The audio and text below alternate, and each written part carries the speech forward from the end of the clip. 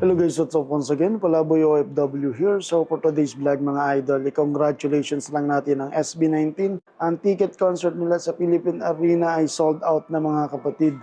So maraming salamat sa mga tumangkilik ng tickets and kita-kits sa lahat sa Philippine Arena mga idol. Simula at wakas, World Concert Tour at magsisimula sila sa Philippine Arena.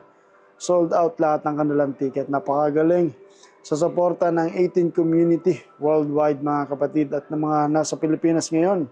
Congratulations at mapapanood nyo ang SB19. Alright, so basahin natin yung reaction ng mga fans ng SB19. If I can't book my tickets for their Philippine Arena concert, I'll book one for the LA or SFO concert. Will there be any mall shows sa Pinas? In April or May, I'd gladly drive there to see the boys. Puksaan starts now. Good luck sa 18, mga caps. What? Diyos ko, kinakabahan ako lalo mamaya sa ticket selling. Congratulations SB19 and 18 International. Sold out ang bilis.